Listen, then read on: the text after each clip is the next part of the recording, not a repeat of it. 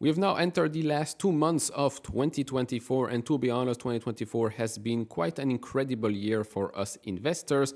Markets are up by quite a lot. I mean, if you look at the Nasdaq 100, it's up 18.65%. The S&P 500 is up 19.77%, and the Dow Jones is up close to 11%, with a lot of companies reaching new all-time highs every other month. Yes, a lot is expensive. Yes, a lot of companies are overvalued, but in my opinion, there are still quite a lot of companies that are fairly valued or even still undervalued. So let's talk about 4 stocks that I think should be on your buy or watch list in the month of November. Yes, these stocks have been talked about before, although there is one stock in this video that I've never covered before, and maybe you're actually using one of their products. So let's discuss all of that in this video. If you enjoy this type of videos, leave it a thumbs up, subscribe if you have not, we really appreciate that. We're trying to reach 60,000 subscribers by the end of the year. We can get there if you just push that red button. It's free. You can always unsubscribe later on. And if you want to support me even further, do check out the link down in the description and in the pinned comment with the top 10 best stocks to buy now, or go to fool.com/couchinvestor. Thank you very much. So I'll start off with the most obvious one. It's one company that I've been talking about more and more as it gets more and more hate and more pressure on the stock, and that's Alphabet. With Alphabet, it's quite interesting. It's one of the biggest companies on the planet, one of the most profitable companies on the planet as well. It has a market cap of just over $2 trillion.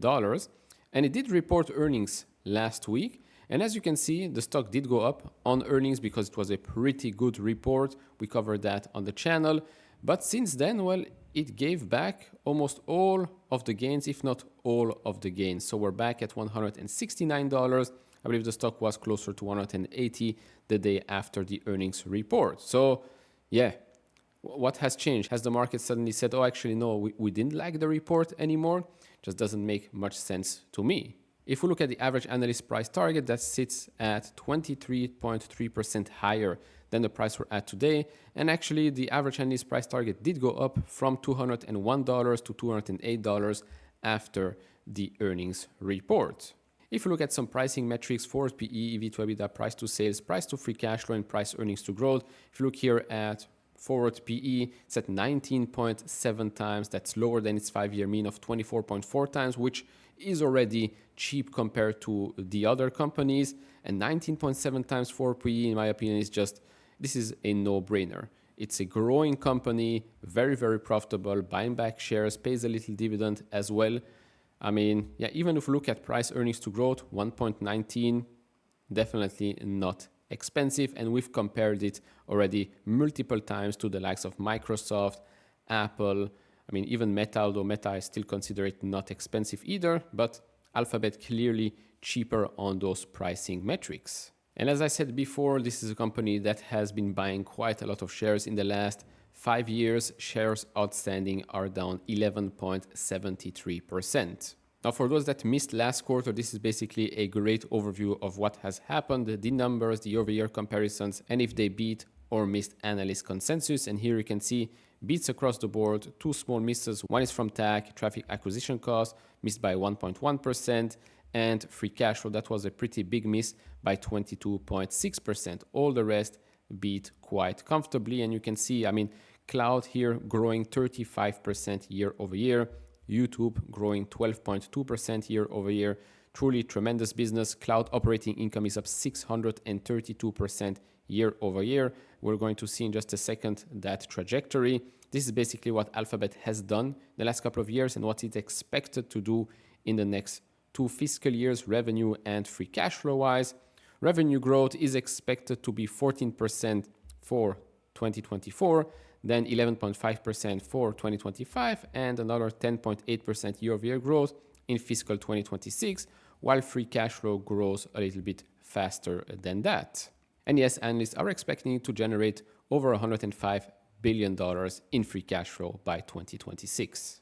And just like we've seen with Amazon AWS, Microsoft Azure, having a cloud business is quite something. This is a Google Cloud, continues to go up, the numbers become bigger, and the growth accelerates. And at the same time, it becomes more and more profitable. So yes, it's true that maybe search might be impacted because of the likes of Gemini, Perplexity, ChatGPT, Claude, Grok, you name it. This is a commodity, right? At the end of the day. But I do think that on the other side, people are forgetting that it can still generate quite a lot of profits through those fast growing segments that they have. The YouTube, the cloud side, right? That is growing very, very quickly and becoming more and more profitable. By the way, over a year ago, I made a post and I made a video about the fact that the Google Pixel should not be overlooked. The fact that they want to control more of the phone experience, because now they're paying billions to Apple and Samsung, right? To be the default search engine there. But if Pixel takes more and more market share, then why should they pay so much, right? Well, actually, since I've made that post, I'll post it here on the screen. Their market share has now risen in the United States to over 14%, while Apple's market share has come down. So definitely do not sleep on the Google Pixel. Plus, if you want to compare Apple to Google, there's one chart here that I want to show you, and that's Apple net income and Google net income. Apple net income has been flat for the last couple of years, actually down now. And look at Google. Yes, it had a dip, but look at that recovery. Last quarter, it is now generating, the last 12 months, more net income than Apple. Yet Apple is worth what? 2.3, 2.5, maybe even more $trillion. And Alphabet, Google is worth $2 trillion and growing faster. So yeah, to me, this is a no-brainer. Moving on to company number 2 is also a pretty popular stock that we talk about here. I personally own it as well. It has become a pretty big part of my portfolio, and that's PayPal. Yes, still PayPal, despite its recent run. I mean, you can see it right now, year to date, it's up 27%.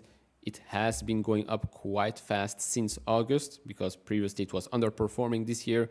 Now it's outperforming, but PayPal to me is still undervalued. It's true, you're not buying a growth stock just yet, right? We've seen the growth rate for PayPal. We're going to see that in just a second diving into this, but you're buying a company that is turning itself around with new management, really focused on profitable growth. This has been the two words that Alex Chriss has said a lot since he came in. Profitable growth. I think he wants to make sure that PayPal gets into a very good position, cash flow wise, and then start to move into a more growth oriented company. Now, that doesn't mean that it's not growing. No, it's expected to grow 6%, 7% or so, but it's going to be focusing a lot more on profitability.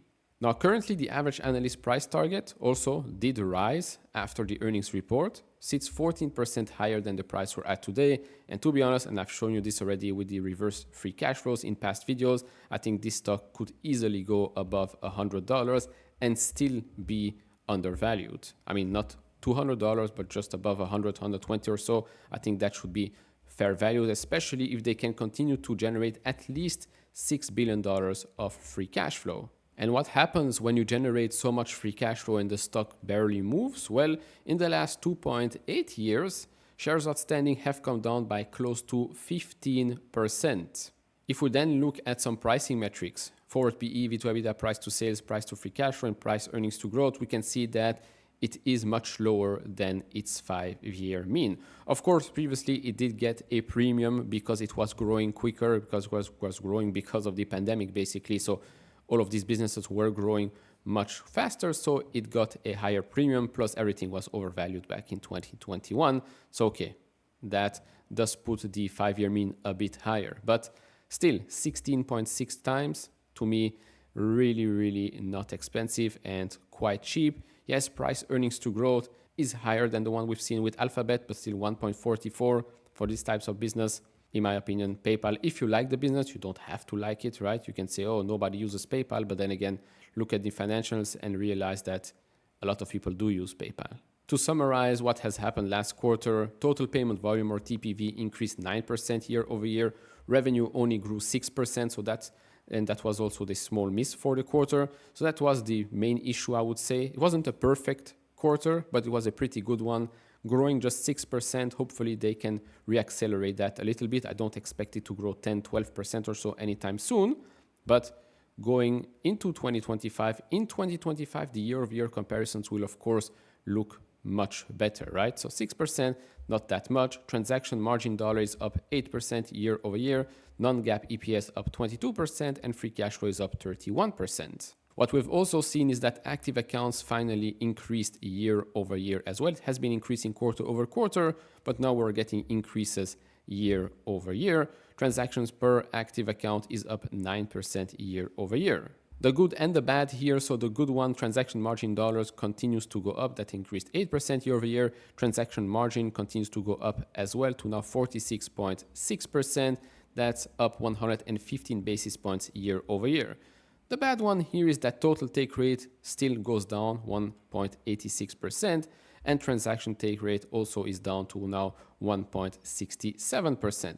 Hopefully we can reach a bottom here soon. They've also talked about the fact that, well, for Braintree, which was the part that was growing much faster, they're also now going to be focusing more on the value proposition of it. So maybe it might not grow as fast as before revenue-wise, but it should become better with regards to margins. So, okay, going back to the main point, profitable growth. They also did raise guidance a little bit. So overall, like I said, to me, a good quarter. Stock, okay, is up now 27% year to date. I think this company will be worth way more in the future. I am pretty confident that Alex Chriss is the right man for the job. Now it's only time to continue to execute.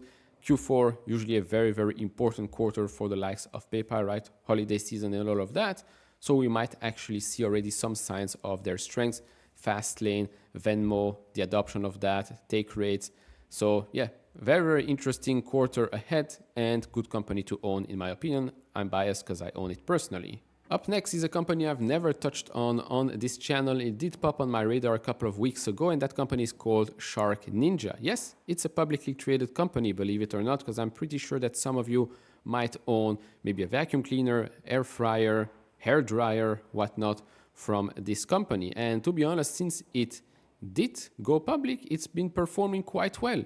Stock is up 120.8% since it went public. Year to date, the stock is up 78.3%, was up much more, but in the last couple of days, it did report earnings and the stock is now down 17, close to 18%. So let's talk a little bit about that. It has a market cap of $12.8 billion and a forward PE of 19.7 times. It's expected to grow year-over-year sales for this year 25.4% and EPS by 31.8%.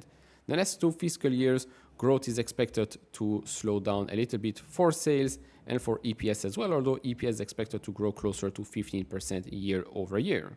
Right now, if we look at the average analyst price target, that still sits 31% higher than the price we're at today. Looking at some pricing metrics, of course, only since they became public, so not much information to go by. Okay, it's higher than their mean. It has come down a little bit, but price earnings to growth here sits at 1.26. If we look at what has happened with regards to revenue and free cash flow, total revenue since 2020 has grown at a CAGR of 15.75%, while free cash flow has grown at a CAGR of 17.46%. Now we've seen the growth rates for revenue just a second before, but for free cash flow, it's expected to be $219.5 million for fiscal year 2024, more than doubling in fiscal 2025, and then up another 19.4% in fiscal 2026. If we look at gross profit, net income, operating margin for the company, we can see that all of those things are trending in the right direction. Operating margin has gone up from 8.1% in Q3 2023 to now over 10%. If we go back and look at their most recent earnings report, look at net sales, cost of sales, operating expenses, and net income, the 9 months ending to get a bigger picture here. So net sales increased 30% year over year. Cost of sales only increased 20.6% year over year. But then if you look at total operating expenses, that did increase more than revenue, 36.6% increase year over year. But net income year over year for the 9 months ending is up 163% year over year. And for the quarter, right, for this quarter compared to the same quarter last year, it's up more than 600%. So yeah, margin expansion, sales growth, they're doing quite well. Then looking at the product categories, where does the growth come from? So cleaning appliances up 10.7%, cooking and beverages up 29.8%, food preparation appliances up 77% year over year, and the others category is up 97.7%. Now, I did write a couple of things that they mentioned. So they reported a 35% growth in adjusted net sales and a 26% growth in adjusted EBITDA for Q3 2024.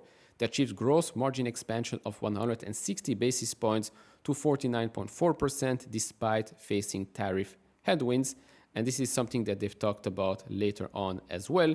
They said here that they're going to diversify manufacturing outside of China to mitigate tariff risks. They're investing in a new e-commerce platform to grow the direct-to-consumer business. They also raised full year 2024 guidance for adjusted net sales and adjusted net income per share and adjusted EBITDA. They gained market share in existing categories like coffee, air frying, and floor care through innovative new product launches. So they're doing quite well. They're also expanding their presence in high-growth international markets, particularly Germany, France, and Latin America. Now, of course, I understand this might not be the fancy schmancy company that we talked about on the channel, but as I've shown you a couple of weeks back in the portfolio update, we've talked about Build-A-Bear, for example. Build-A-Bear in the last 5 years or so has outperformed every big tech company. So yes, you don't only have to invest in tech companies to have outstanding gains. Sometimes Build-A-Bears and Shark Ninjas do quite well.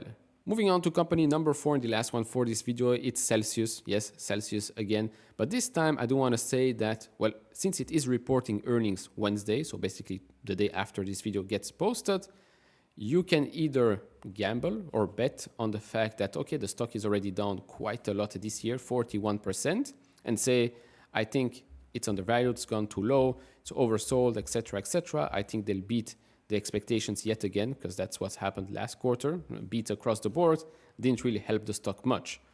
Or you can wait and say, I don't care. If the stock goes up on good results, good commentary from management, and the stock already pops 10, 15% or so, I don't mind, because then I'll have the extra information and I'm not catching falling knives. That's completely fine. I've done both in the past. Sometimes you get burned, sometimes you get rewarded. But I do think that waiting for extra information is usually the good play here. So Celsius has a market cap of $7.29 billion and a forward PE of 43.7 times. For fiscal year 2024, sales growth is only expected to be 5.58%, and EPS is actually expected to be flat to down-ish 0.26%, but then it's expected to reaccelerate for the next 2 fiscal years. The current average analyst price target sits 43.7% higher than the price we're at today. If we go back and look at some pricing metrics here as well, it is of course lower than the 5-year mean, but that's of course because previously this company was not really profitable. So looking at the PE, the mean here, 155 times, didn't really tell you anything, right? If you think that, 155 times must be super expensive. But no, it just became profitable. So you have to give it time until that number becomes normal and you have some, historical figures to look at and see how the company is doing growth rate-wise, profitability profile, etc., etc. So overall, that's the profile right now. The revenue growth we've seen. Now looking at the free cash flow growth. Free cash flow is also expected to, accelerate a little bit in fiscal 2025 by 2.1% and then much more in fiscal 2026 by 36.7%. Overall, this company has done quite well. Gross profit, net income, operating margins, they're all up in the last couple of years. And looking at the last quarter, like I said, beats across the board. I mean, there was even margin expansion. Gross margin reached 52%. That's up 320 basis points year over year. Overall, yes, it's true that maybe the stock ran up, not maybe. The stock did run up way too quickly to the $90, $90+ or so, but this is still a growing company. Okay, it might not be growing 100% anymore, but you cannot tell me that this is a struggling business. For the upcoming earnings report, the market is expecting the following numbers. EPS normalized estimate of 1 cent, GAAP of 3 cents, revenue of $267.54 million, there were 10 revisions, EPS revisions on the downside in the last 90 days and 0 on the upside. Me personally, I think that the market will be surprised yet again by Celsius. They also did acquire a small company, I think a couple of days ago, paid with their cash that should improve their supply chain as well. But we're going to talk about that when we review the earnings report, of course, on Wednesday. But overall, I have a small position in Celsius. So again, I'm biased here, but I do still think that this is a company that is taking market share, that is growing in a market, in a segment that has seen some weakness. But the fact that this brand is growing while the others are not or staying flat is usually a positive sign. Plus, there is going to be quite a lot of international expansion. Now, like I said in every video, just because you expand in other markets does not always mean you're going to be successful. Just so you know. So overall, these are the 4 stocks in this video. I'm going to make, of course, more videos about this company separately, and then maybe even do a part 2, because after this earnings season and election, I think there are still more companies to look at that are being overlooked. So overall, that's about it for me in this video. Do share your thoughts down in the comment section below, like, subscribe, do all of that, and I'll see you all in the next one. Bye bye.